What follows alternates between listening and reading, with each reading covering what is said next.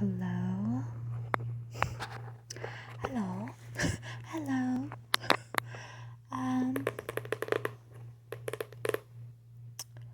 In honor of my grandma Catena's birthday, I want to read a book I got at Iliad Bookstore in Los Angeles here. It's only $1. Look at how it's beautiful. It's beautiful illustrated fairy tales my grandma would read to me as a baby with her Austrian accent.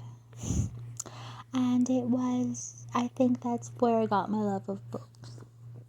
And then my mom we flipped through the catalog together. And other things.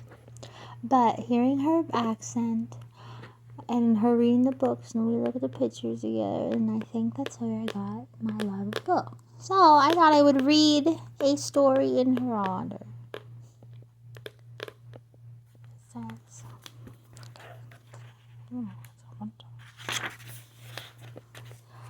I think I would read one that I never read before. I hope they're good, though. Of course, we know Snow White. I know Cinderella. Every girl knows Snow White and Cinderella. Then we know Rumpelstiltskin. I do not know Sinbad and the Sailor, and I do not know Ali Baba and the 40 Thieves. So, you want to have a new experience with me? Do you know these stories? Sinbad and the Sailor. Maybe you'll read this one because my grandma and grandpa would go on cruises all the time. So, sailor.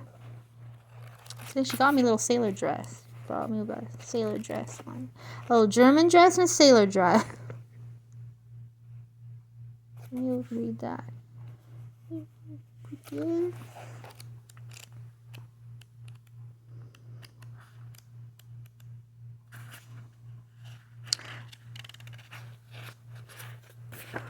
Sinbad Sailor.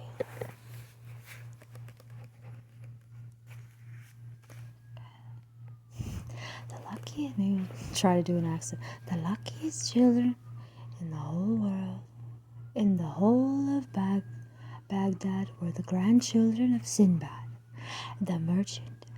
It was well known that he was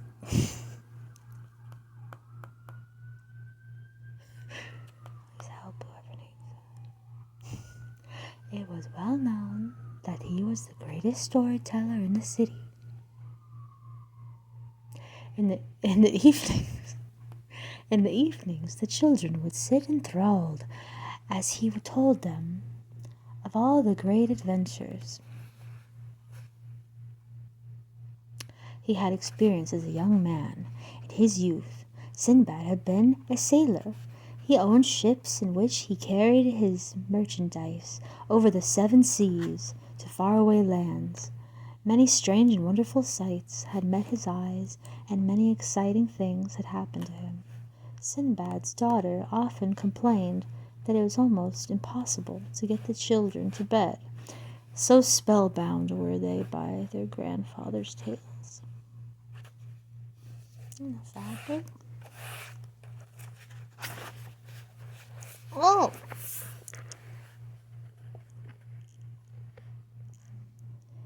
If the children were asked which of the 7 voyages of Sinbad they found the most interesting, they would find it very difficult to choose one. One might say that the time when their grandfather had mistaken a giant whale for an island and disembarked onto it from his ship was the best story of all.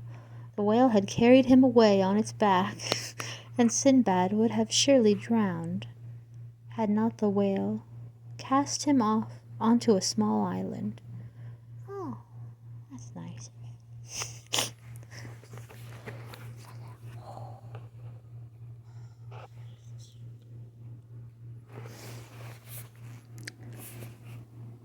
This island was the one on which Sinbad had found the silver horse, which belonged to King Mihirjan, who had later helped Sinbad to return to Baghdad on the very same ship on which he had set sail months before. Wow, look at this fab. Look at those cute colors.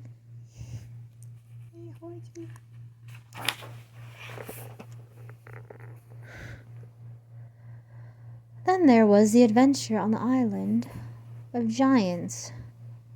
Here Sinbad nearly lost his life. The island was inhabited by terrible giants and dwarves who were extremely ugly and wicked. They were very ugly and wicked. Look at it. Hideous. Evil.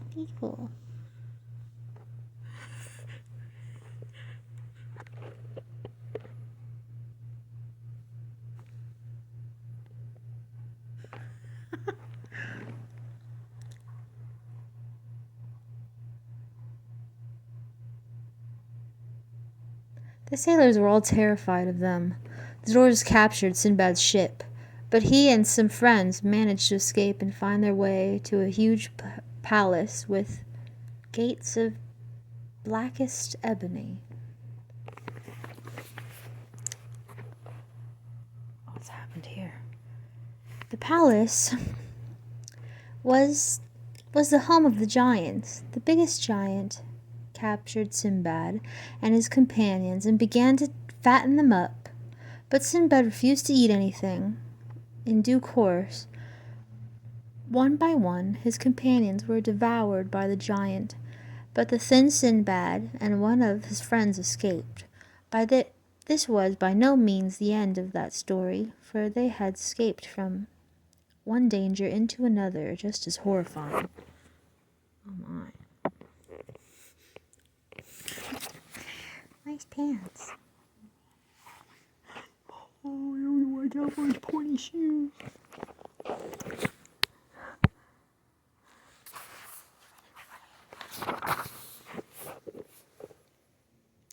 Sinbad and his friends wandered into a part of the country inhabited by an enormous serpent. They climbed a tall tree to escape this monster, but Sinbad's friend was soon claimed by it. Sinbad spent an uncomfortable night, but by morning the serpent had gone and Sinbad climbed down. Yeah, he's so tiny.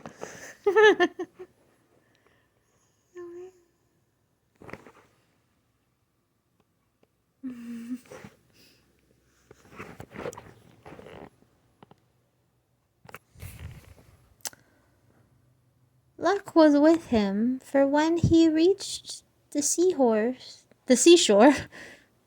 he saw a ship on the horizon. Sinbad waved his turban and cried for help.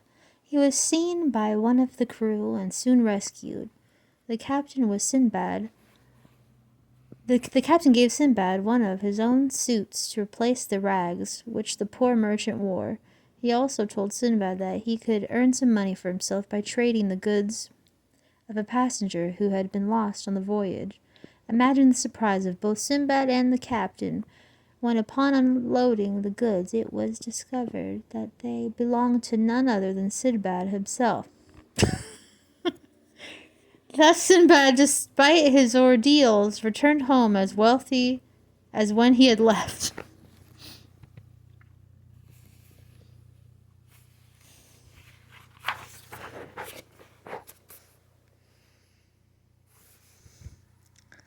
Another adventure that Sinbad described to his grandchildren was the one in which he visited an island inhabited by cannibals. In this story, all Sinbad's friends reached an untimely end, and he alone escaped to a place. This is the loudest night ever.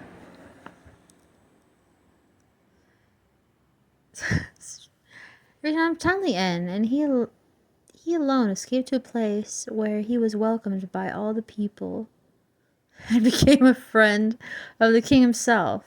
In this land, the people rode their horses bareback. Sinbad became wealthy by making bright bridles and saddles for the horses. Neither of these things had ever been seen in that land before, and soon became very popular.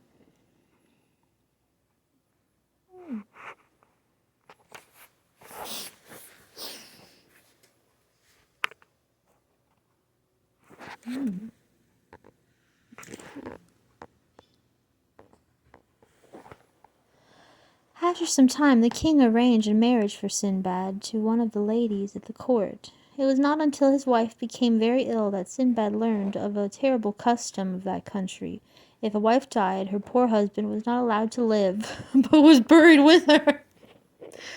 Sinbad, afraid that his wife might die, was once more forced to escape. He eventually found a ship upon which he embarked. This ship traveled to many places, and Sinbad soon became wealthy and returned home. Can you imagine?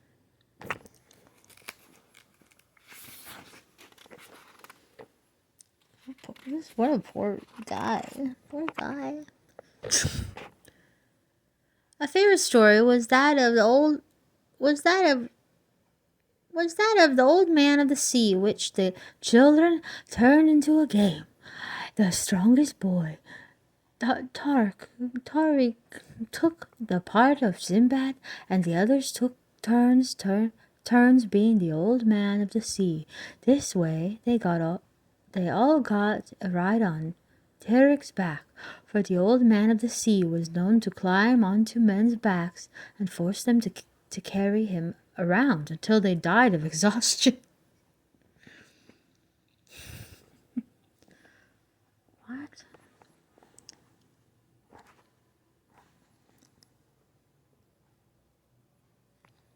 Sinbad had carried the old man for several days. One day he filled an empty gourd with juice from many grapes. This he left in the sun for a while. Then he offered the drink to the old man. The grape juice was strong and made the old man drowsy. He slipped and fell, hitting his head on a sharp stone. He lay without moving, and Sinbad, seeing that he was dead, hurried away. What the world?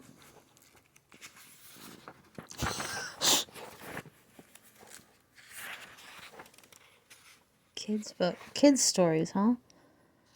On his way in the seashore, Sinbad encountered some people behaving very strangely. They were throwing lumps of clay at a multitude of monkeys high in a group of palm trees. Their action was made clear when Sinbad saw the angry monkeys retaliate by throwing coconuts at the people below. These coconuts were soon gathered into bags to be sold at the supermarket. Sinbad collected enough to pay a ship's captain for his passage back home.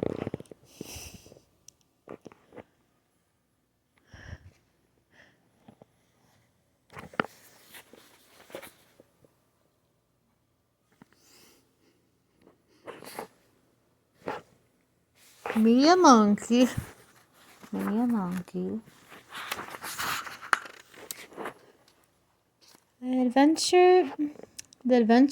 The adventure Sinbad most often spoke about was when the Caliph sent... I'm sorry, but names are bad. I don't know how to say words. Was about when the Caliph sent him back to King Mirjan with an important letter. Sinbad's ship was attacked by pirates, and Sinbad and the crew were captured and sold into slavery. Sinbad was bought by a wealthy ivory merchant. His job was to shoot as many elephants as he could, for the tusks were very valuable. Sinbad would climb a tree and aim his bows and arrows at the elephants passed beneath. This is a horror story.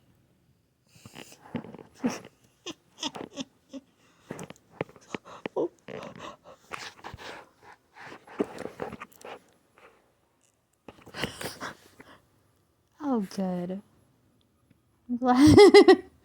One day, an elephant, bigger than he had ever seen, uprooted the tree upon which he sat and carried him away.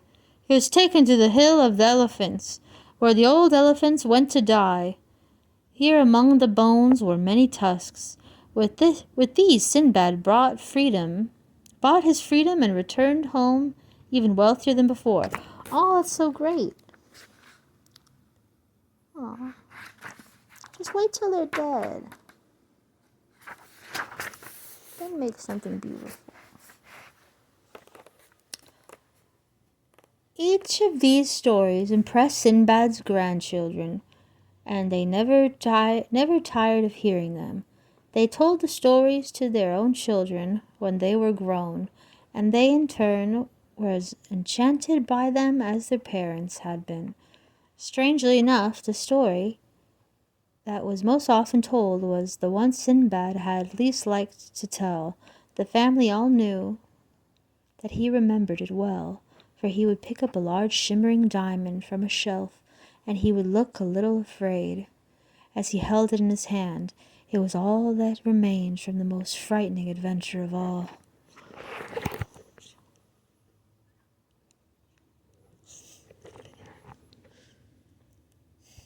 During his second voyage, the ship Sinbad was embarked upon touched on an island which looked like paradise.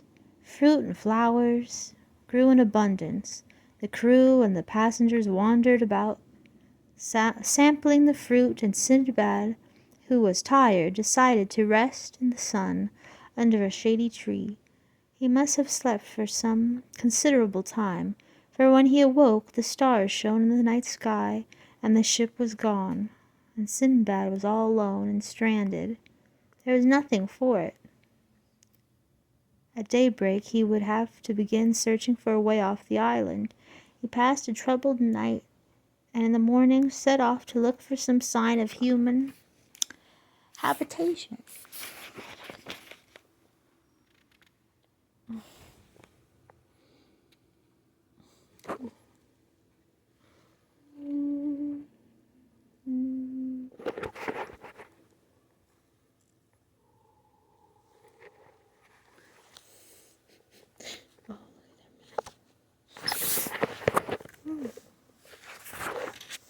Maybe the light's taken away from it. The pictures are so colorful.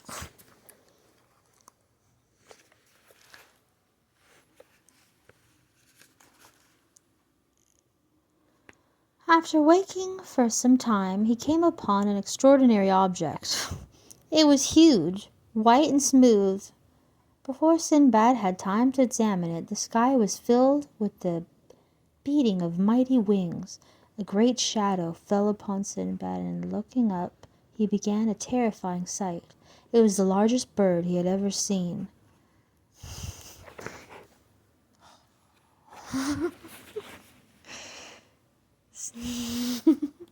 Sinbad had heard tales of these giant birds. He knew that this must be a rock, and that the great white object nearby was its eggs. As the bird alighted, Sinbad had an idea. He unwound his turban and attached one end of it to one of the rock's legs, which was almost as wide as the trunk of a palm tree, clinging very tightly onto the other end. Sinbad waited for the giant bird to fly off and carry him with it. At last the bird took to the air. They flew a great distance and finally landed on a high crag. Here Sinbad untied his turban and scuttled out of the bird's sight.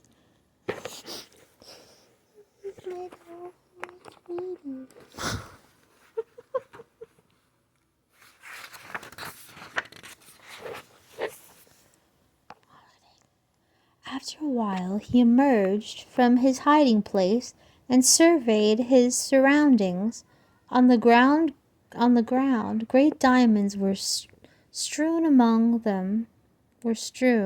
and among them Sinbad could see huge serpents slithering about. Sinbad knew that he must seek shelter from these serpents, which would surely become more lively as evening approached. He climbed back onto the rock on which the giant bird had alighted. He now knew where he was. This was the fabled Valley of Diamonds, from which no man had ever emerged alive.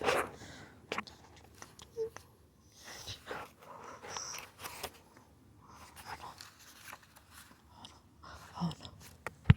Oh no. You can zoom in on it. It's not a bird.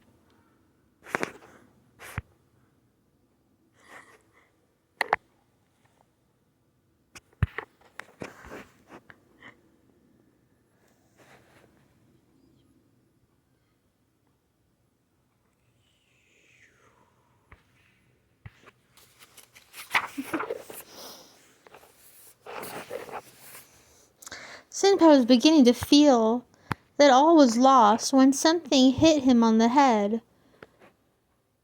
It was a piece of fresh meat. Sinbad remembered that he had been told of merchants who gathered diamonds from this terrible valley.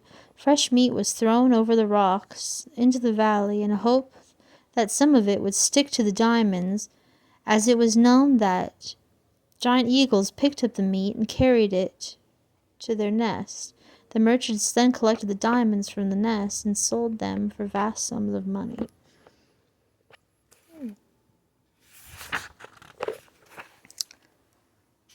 Here was a way for Sinbad to escape. He filled his pockets with the biggest diamonds that he could find, and then went in search of a large piece of meat. He soon found a piece almost as big as himself, and he wrapped it around his body and skewered it with his ever useful turban.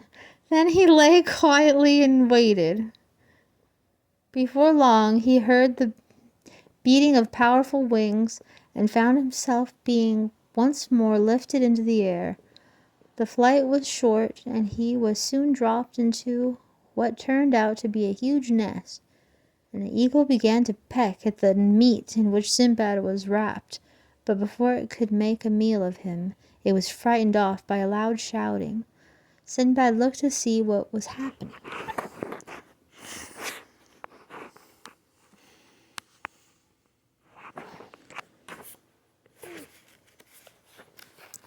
What is happening?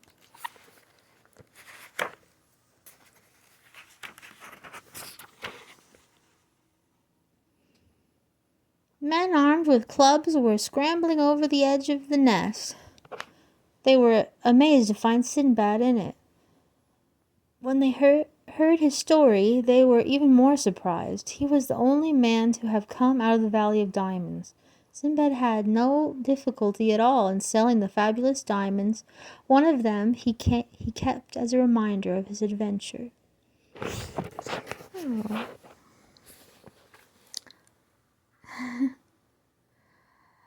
When as an old man he sat with the fiery stone in his hand, and he would sometimes start as if he had been disturbed by the sound of mighty wings. Then he would shiver slightly and say to the children, "Enough stories for today. It's time we were all in bed."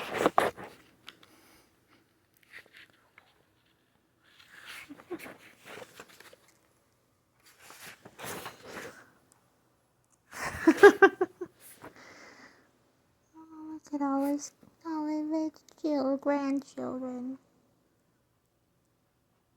and children. Look at his flower. Oh, look at how fabulous his outfit is. Well, I never knew this story.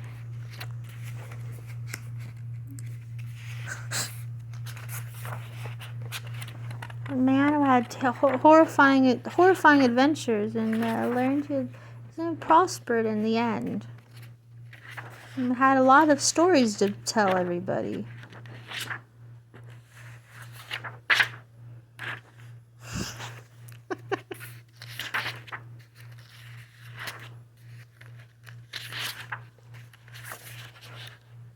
That's very funny. You're alright. I love you, Grandma. Thank you for always reading to me.